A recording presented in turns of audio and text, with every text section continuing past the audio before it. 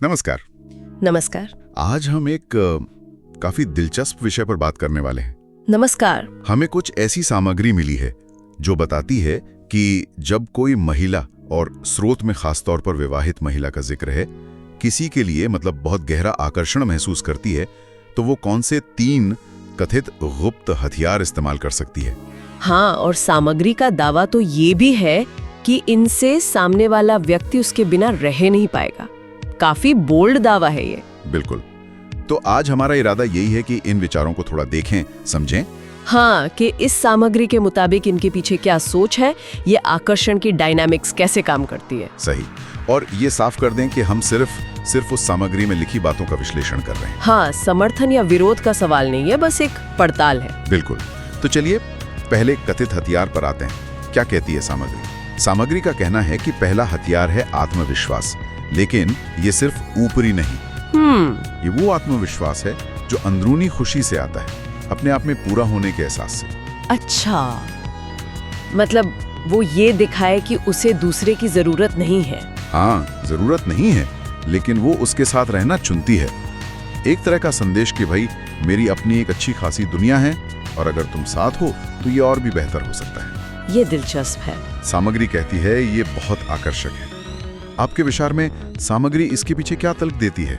क्यों है ये आकर्षक? देखिए, सामग्री का विश्लेषण इस बात पर जोर देता है कि ये आत्मविश्वास इसलिए आकर्षक है क्योंकि ये एक तरह की, क्या कहते हैं, आंतरिक शक्ति दिखाता है। शक्ति और आजादी भी। हाँ, आजादी और एक सचेत चुनाव।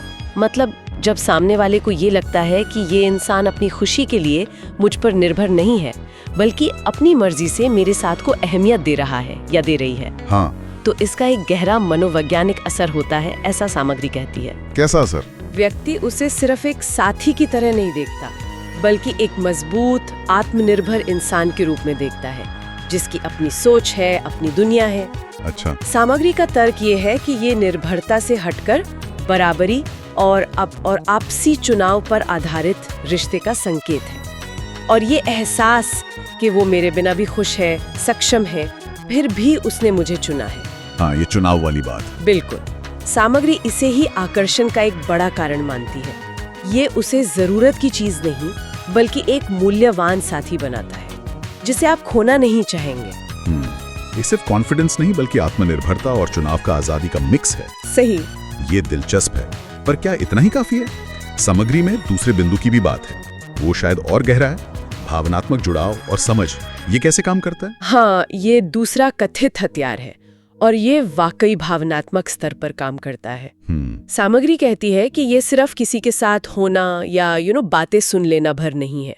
अच्छा, तो फिर क्या है? ये उससे आगे की बात है।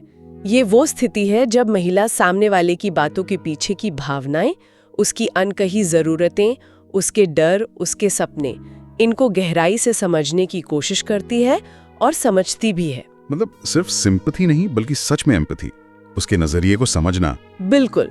ये एहसास दिलाना कि मैं तुम्हें जज नहीं कर रही, मैं तुम्हें तुम्हारी असलियत में समझती हूँ और तुम्हारे साथ हूँ। सामग्री इसे सिर्फ एक साथी होने से ज्यादा एक सहयात्री होना बताती है। सहयात्री? हाँ, जो जिंदगी के सफर में साथ है, अच्छे बुरे में। इस तरह की गहरी समझ सामग्री के अनुसार धीरे धीरे दिल में एक ऐसी खास जगह बना लेती है जिसे कोई और आसानी से भर नहीं सकता। तो ये एक मजबूत बॉन्ड बनाता है। बहुत मजबूत भावनात्मक बंधन। सामग्री में एक जगह ये भी लिखा था कि ये एहसास पानी में हलचल की तरह गूंजता रहता है। इसका क्या मतलब समझे? हाँ, ये एक अच्छी उपमा है। मतलब ये है कि समझे जाने का ये एहसास, ये फीलिंग कि कोई है जो मुझे सच में समझता है, जो मेरा ख्याल रखता है, ये व्यक्ति के मन में लगातार बनी रहती है। जैसे पानी में लहरें उठती हैं? हाँ, बिल्कुल। शांत पानी में कंकड़ फेंकने पर जैसे लहरें फैलती हैं, वैसे ही सामग्री के अनुसार इस एहसास में बहुत ताकत होती है। किस तरह की ताकत? जब किसी को लगता है कि वो बिना किसी मास्क के, बिना डर के किसी के सामने खुद को रख सकता है और उसे स्वीकार किया जाएगा, समझा जाएगा, तो एक बहुत गहरी भावनात्मक करीबी पनपती है। अच्छा। सामग्री का इशारा इस तरफ है कि ये गहरी समझ एक तरह के भावनात्मक निर्भरता भी पैदा कर सकती है। निर्भरता मतलब वो तुम्हारे बिना नहीं रह पाऊंगी वाली भावना। हाँ, कुछ वैसा ही। वो एहसास कि इस इंसान के बिना जीना मुश्किल होगा क्योंकि शायद कोई और मुझे इस तरह कभी समझ ही नहीं पाएगा। सामग्री इसे इसी गहरे भावनात्मक जुड़ाव और समझ से जोड़ती है। ये कनेक्शन सतही आकर्षण से कहीं ज्यादा मजबूत होता है। ये वाकई सोचने वाली बात है कि समझे जाने की जरूरत कितनी गहरी होती है इंसान में। बिल्कुल। अच्छा, अब आते हैं तीसरे और आखिरी कथित हथियार पर। ये थोड़ा अलग सा लगता है, रहस्य और स्वतंत्रता का संतुलन। मतलब पूरी तरह खुली किताब ना होना। ये कैसे काम करता है आकर्षण बढ़ाने में? हाँ, ये तीसरा पॉइंट थोड़ा विरोधाभासी लग सकता है पहली नजर में, है ना? लेकिन सामग्री इसे आकर्षण बनाए रखने के लिए जरूरी मानती है। इसका मतलब ये नहीं कि जानबूझकर रहस्यमयी बने या बातें छुपाएं। तो फिर क्या? बल्कि इसका मतलब है कि महिला अपनी एक स्वतंत्र पहचान बनाए रखती है। वो पूरी तरह से दूसरे व्यक्ति के इर्द गिर्द ही नहीं घूमती। उसकी अपनी रुचियां हैं, अपने दोस्त हैं, अपना काम है, मतलब अपनी एक दुनिया है जिसमें वो कभी-कभी मसरूफ रहती है। तो मतलब थोड़ी दूरी, क्या ये असुरक्षा नहीं पैदा करेगा? सामग्री तो कुछ ऐसा ही इशारा करती है। सामग्री इसे दूरी से ज्यादा स्वतंत्रता का प्रदर्शन मानती है। ये जानबूझकर दूर जाना नहीं है। अच्छा। ये दिखाना है कि उसकी अपनी एक जिंदगी है जिसे वो जी रही है। सामग्री का तर्क है कि जब वो व्यक्ति पूरी तरह से हर वक्त अवेलेबल नहीं होता, जब उसका अपना एक स्पेस होता है, हाँ, तो उसकी मौजूदगी और भी खास महसूस होती है। ये एक तरह का खिंचाव और दूरी, पुश एंड पुल का खेल बनाता है, ऐसा सामग्री कहती है। खिंचाव और दूरी, पुश एंड पुल, इसे थोड़ा और समझाएंगी? जरूर। सामग्री का विश्लेषण ये है कि ये संतुलन एक दिलचस्प डायनामिक बनाता है। एक तरफ महिला की अपनी स्वतंत्रता, उसकी अपनी दुनिया उसे और ज्यादा आकर्षक और शायद थोड़ा रहस्यमयी बनाती है कि अभी और जानना बाकी है। हाँ, बिल्कुल। और दूसरी तरफ जब वो अपनी मर्जी से उस व्यक्ति के साथ समय बिताती है, उसे चुनती है, तो ये उस चुनाव को और ज्यादा मायने देता है। ये संदेश जाता है, देखो मैं आजाद हूँ, मेरे पास और भी चीजें हैं करने को, लेकिन मैं तुम्हें चुन रही हूँ। तो इसमें भी वो चुनाव वाली बात आ गई। बिल्कुल। और सामग्री मानती है कि ये कॉम्बिनेशन सामने वाले व्यक्ति में उसे खोने का एक हल्का सा, शायद अवचेतन डर पैदा कर सकता है। खोने का डर? हाँ, मनोविज्ञान में भी यह है कि जो चीज थोड़ी मुश्किल से मिलती है या जिसके हमेशा उपलब्ध न रहने का अंदेशा हो, उसकी कीमत ज्यादा लगती है।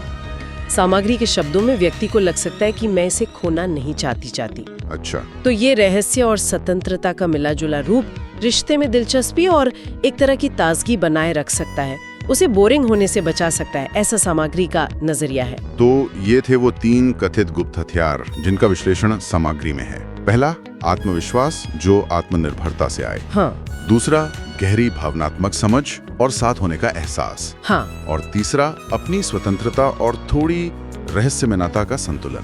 लेकिन इन तरीकों की बात करते हुए क्या सामग्री कुछ चेतावनियों या जरूरी बातों का भी जिक्र करती है? क्योंकि ये तरीके मतलब गलत इरादे से इस्तेमाल हो तो खतरनाक भी लग सकते हैं। हाँ, बिल्कुल। और ये बहुत जरूरी हिस्सा है इस पूरे विश्लेषण का। सामग्री इस बात पर बहुत जोर देती है कि ये सारे तरीके या कोई भी रिश्ता हमेशा आपसी सम्मान, मर्जी और एक दूसरे की कद्र पर आधारित होना चाहिए। सही बात है। ये कोई जादू की छड़ी नहीं है और न ही इन्हें किसी को कंट्रोल करने के लिए इस्तेमाल करना चाहिए, ऐसा साफ कहा गया है। अच्छा, और कोई सुझाव? सामग्री में कुछ और सुझाव भी हैं, जैसे साथी को सिर्फ बाहर से नहीं बल्कि उसकी आत्मा, उसकी भावनाओं, उसकी आजादी, इन सब को समझना। ये भी कहा गया है कि किसी को चाहने और उसे समझने में एक संतुलन होना चाहिए। चाहना और समझना दोनों जरूरी है? बिल्कुल। सिर्फ चाहत काफी नहीं, समझ भी जरूरी है। और एक दिलचस्प बात यह भी है कि सामग्री मानती है कि थोड़ी दूरी या रहस्य हमेशा बुरा नहीं होता। ओह। हाँ, कभी कभी आकर्षण को कम करने के बजाय और गहरा कर सकता है, लेकिन शर्त यह है कि रिश्ते की नींव मजबूत हो, विश्वास हो। तो मतलब ये तरीके तभी सही मायने में काम करते हैं जब रिश्ते में पहले से ईमानदारी और सम्मान हो, वरना ये सिर्फ खेल बन जाएंगे। बिल्कुल। सामग्री का निचोड़ यही निकलता है। ये चेतावनियां इसलिए जरूरी हैं क्योंकि अगर इन तरीकों को बिना सही इरादे के सिर्फ किसी को अपनी तरफ खींचने या बांधने के लिए इस्तेमाल किया जाए, हाँ, तो ये चालाकी या इमोशनल मैनिपुलेशन का रूप ले सकते हैं। सामग्री में बताई ये बातें आकर्षण के मनोविज्ञान के कुछ पहलू तो दिखाती हैं, लेकिन ये साफ करती हैं कि एक सच्चा स्वस्थ रिश्ता सिर्फ इन तकनीकों पर नहीं टिक सकता। उसकी बुनियाद हमेशा आपसी समझ, भरोसा, सम्मान और एक दूसरे के वजूद को पूरी तरह स्वीकार करने पर ही बनती है। हमारी ये चर्चा तो सिर्फ उस सामग्री के विचारों का विश्लेषण है। हम इन्हें अपनाने की सलाह बिल्कुल नहीं दे रहे। सही। किसी भी रिश्ते में सबसे जरूरी तो ईमानदारी और आपसी सम्मान ही है। बिल्कुल। इन तरीकों के पीछे का इरादा वही उनके असर और नैतिकता को तय करता है। बहुत सही कहा। तो हमने आज इस मिली हुई सामग्री के आधार पर उन 3 कथित गुप्त हथियारों पर बात की, जिनका इस्तेमाल सामग्री के अनुसार गहरे आकर्षण की स्थिति में किया जा सकता है। पहला था आत्मविश्वास और अपने आप में पूरा होना। हाँ।